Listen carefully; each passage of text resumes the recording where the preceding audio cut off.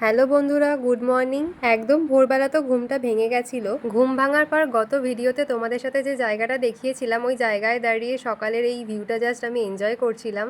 ওয়েদারটা তো একদম সানি ছিল। পাহাড়ে যদি এরকম একটা সানি ওয়েদার হয় আর কিচ্ছু চাই না, মানে দিনটা তো একদম হ্যাপি হয়ে যায়।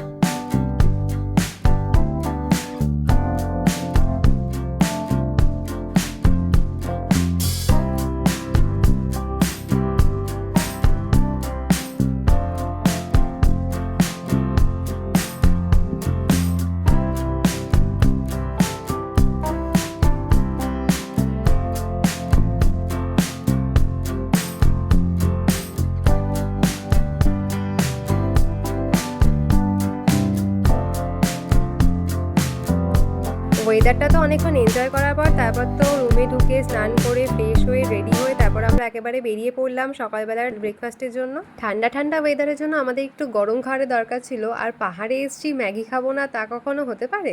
আগের দিন রাত্রিবেলা খেতে পারিনি তো কি হয়েছে, আজকে কিন্তু সেই স্বাদটা মিটিয়ে নিলাম। চাইলেই কিন্তু তোমরাও খেতে পারো বাড়িতে ম্যাগি বানিয়ে। আমার ভিডিও দেখতে দেখতে আমার সাথে ম্যাগিটা এনজয় করো। সবে সবে তো বানিয়ে দিয়েছে, প্রচণ্ড গরম ছিল, আমার তো ভীষণ গরম লাগছিল। লাস্টে ম্যাগি খেয়ে আমার প্রচণ্ড গরম লেগে গেছিলো, লাস্ট পর্যন্ত আমাকে জ্যাকেটটা খুলতে হয়েছে। আজকেই যেহেতু আমরা এখান থেকে রওনা দেবো হরিদ্বারের জন্য, তাই এখন একটু আশেপাশে ঘুরতে বেরোলাম। আর আগের দিন যেহেতু টাকা নিয়ে একটা ক্রাইসিস হয়েছিল, তাই এখন এটিএমে যাচ্ছি টাকা তোলার জন্য। তবে হরিদ্বার যাওয়ার আগে আমরা এখানে কিছু ভিউ পয়েন্ট দেখতে যাব। হরিদ্বার থেকে আমরা যেহেতু একেবারে গাড়ি বুক করে এসেছি, তাই আমাদের গাড়ি নিয়ে কোনো রকমের আর সমস্যা হয়নি। অনেকটাই কম সময়ের জন্য আমরা এখানে এসেছিলাম, জাস্ট একটা রাত কাটাতে পেরেছি। সকালবেলার মধ্যেই আমরা আবার এখান থেকে বেরিয়ে পড়েছিলাম ভিজিট করতে ট্যুর প্লেসগুলোতে। মনটাতে একটু খারাপ লাগছিল, কারণ আমরা বেশি দিনের জন্য আসিনি, কম দিনের জন্য ফিক্স করে এসেছিলাম। আর এখানে আসবো আমরা জানতামও না। যাই হোক, যা হয় ভালোর জন্যই হয়। নেক্সট টাইম নিশ্চয়ই আবার হয়তো আসা হবে এখানে। অবশেষে আমাদের সমস্ত কাজ মিটিয়ে ওখান থেকে আমরা বেরিয়ে পড়লাম। অনেকটা পথ আমাদের যেতে হবে, অনেকটা জার্নি আছে আজকে।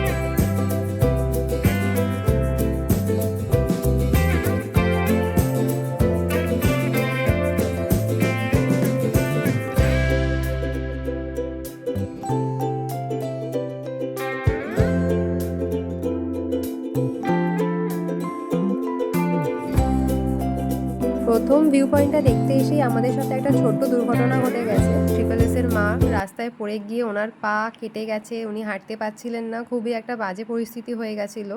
তারপর এই দিকটা কোনো রকমভাবে একটু সামলে আমরা তিনজন, মানে আমি, শঙ্খ আর ওর ভাই, আমরা তিনজন গেছিলাম কেম্পটি ফলসে। আর ওখানে গিয়ে আমরা সেরকম আর ভিডিও করিনি, কিছু ফটো তুলে তারপর চলে এসেছি।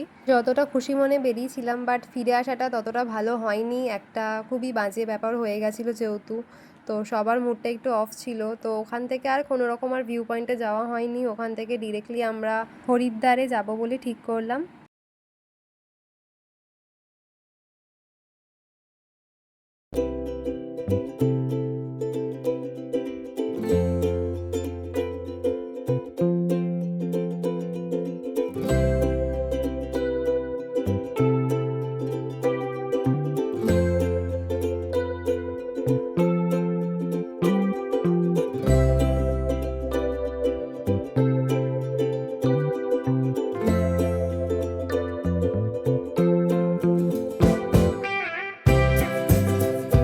অর্ধেক রাস্তা তো ফেরার সময় ঘুমিয়েই কেটে গেল। চোখ খুলেই এরকম একটা ভিউ দেখে তো আমার দারুণ লাগলো। মেঘের মধ্যে থেকে সূর্যের আলোটা এত সুন্দরভাবে পড়ছিল। হরিদ্বারে পৌঁছেই তো আমরা রুম বুক করে ওখানে ব্যাগেজগুলোকে রেখেই আমরা লাঞ্চের জন্য বেরিয়ে গেলাম, কারণ আজকে তো প্রচণ্ডই লেট হয়ে গেছিলো। আমরা যেহেতু রুটি আর ডাল মাখনি অর্ডার দিয়েছিলাম, ওটা হতে একটু সময় লাগবে, কিন্তু সামনেই পকোড়া ভাজছিল বলে আমরা ফার্স্টে পকোড়াটা বললাম দিতে।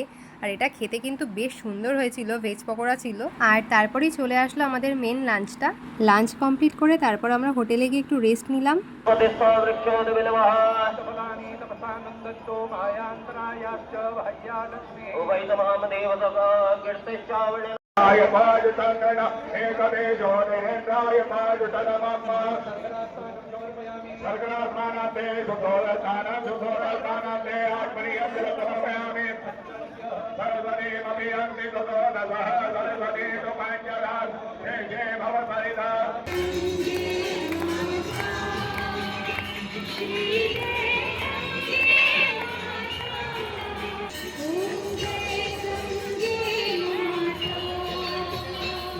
তারপর তো 6টার একটু আগেই আমরা পৌঁছে গেছিলাম হারকি পৌরি ঘাটে এই গঙ্গা আরতি দেখার জন্য। আরতি শেষ হওয়ার পর তারপর তো আমরা মার্কেটের দিকে একটু ঘোরাঘুরি করছিলাম। আমরা ঠিকই করেছিলাম, একেবারে ডিনারটা সেরেই আমরা হোটেলে পৌঁছবো, আর সেই মতোই আমরা ডিনারটা সেরে নিলাম। ইচ্ছে তো ছিল ধোসা খাওয়ার, কিন্তু আমরা পাইনি, তাই রুটি আর চানা মশালাই অর্ডার করেছিলাম। আজকের মতো এখানে ভিডিওটা শেষ হচ্ছে। এরপর ঋষিকেশের ব্লগ আসছে, স্টে টিউন ফর দ্যাট।